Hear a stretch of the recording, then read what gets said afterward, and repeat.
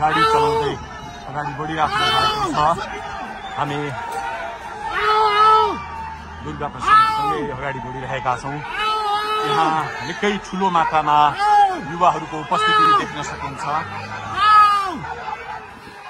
निकै ठुलो मात्रामा युवाहरूको उपस्थिति, प्रहरीको बार तोडेर दुर्गा प्रसाई आफै अगाडि बढ्दै हुनुहुन्छ। प्रहरीलाई गाडीले पेलेर दुर्गा प्रसाई अगाडि बढ्दै हुनुहुन्छ। अगाडि बढ्दैछौँ। जहाँ कसैले रोक्न सक्ने अवस्था छैन, कसैले प्रहरीलाई दुर्गा प्रसाई पेलेर अगाडि बढिरहेको भएको छ। प्रहरी गाडीको चाबी खोज्न लागि परेको छ र दुर्गा प्रसाईले प्रहरीको एक लेयर तोडिसक्नु भएको छ र अब अगाडि सशस्त्र प्रहरीको टोली रहेको छ। उहाँ अगाडि बढिराख्नु भएको छ। यो गाडीमाथि प्रहरीले अन्धाधुन्दा लाठीचार्ज गरिरहेको छ। तपाईँ देख्न सक्नुहुन्छ दुर्गा प्रसाईको गाडीलाई प्रहरीले रोकिराखेको अवस्था। उहाँले यो प्रहरीका सम्पूर्ण सुरक्षा घेरा तोडेर दुर्गा प्रसाई अगाडि बढ्नु भएको छ र यति बेला तीनखुनेको यो पुलबाट अगाडि बढिसकेको छ। यो दृश्य अगाडिपट्टि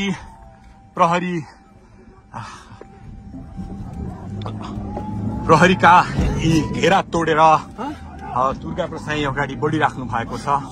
हामी दृश्य देख्न सक्छौँ।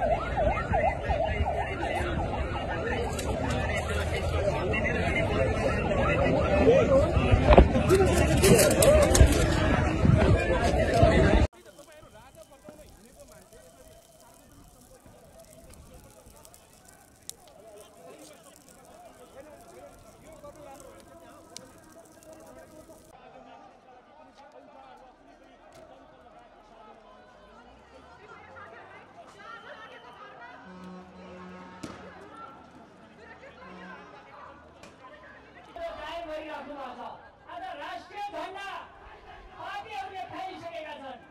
पार्टीहरूले आफ्नो झण्डा मात्र बोकेर हिँडेको हुनाले आज हामीले राष्ट्रिय नेपालको झण्डा बोकेर हिँड्नुपर्ने अवस्था सिर्जना भएको हो।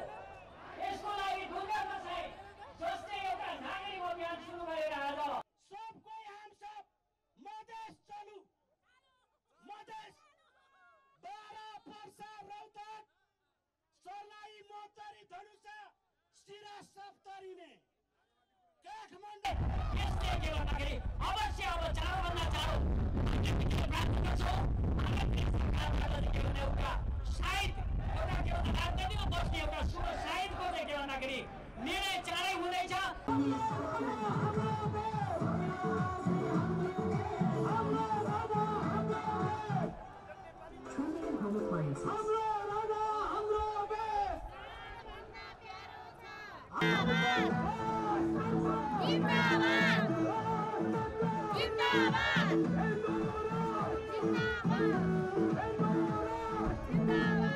हामी हाम्रो देशमा बसेर बस्न नसक्ने वातावरण यो बनाइदियो।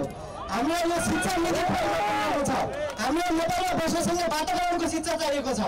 त्यो शिक्षा नीति, त्यो सरकार, यो हामी नयाँ पुस्ता मिलेर नयाँ नेपाल, नयाँ गाउँ सबै एकजुट भएर नेता होइन, अब झोले तन्त्र छोडेर हामी देशको लागि काम गरेर अगाडि आउनुपर्छ। कालीकोट जिल्लाको शुभकालिका हो मेरो घर। शुभकालिकादेखि यहाँसम्म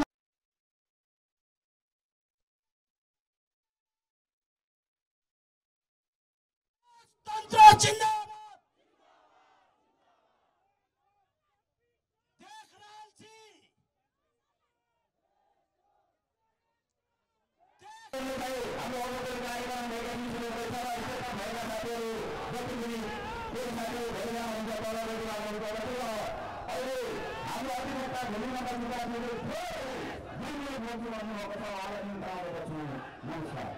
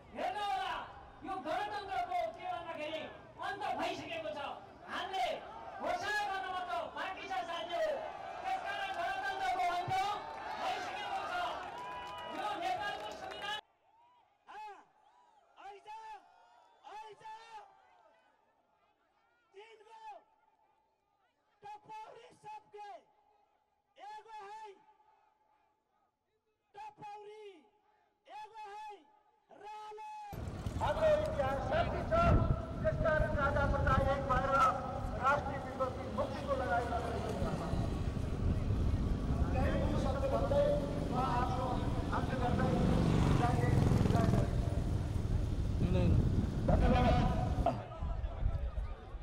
आजबाट सुरु भएको यो आन्दोलन कति दिन लम्बिने हो ठेगान छैन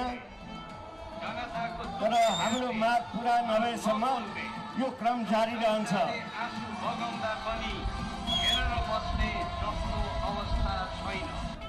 त्यतिखेर देख्न सक्नुहुनेछ यहाँ कार्यक्रम स्थल नेपाल प्रहरीले कब्जा गरिसकेको छ यहाँ देख्न सक्नुहुनेछ दुर्गा प्रसाईले गरेको जुन राजावादीहरूले गरेको कार्यक्रम स्थल यहाँ नेपाल प्रहरीले कब्जा गरिसकेको छ देख्न सक्नुहुनेछ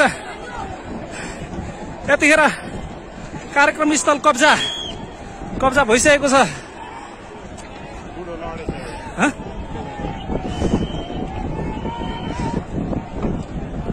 होइन यार दमकललाई त आगो मार्न दिनु पर्थ्यो गलत गरे आन्दोलनकारीले हो यस अर्थमा ठिक गर्यो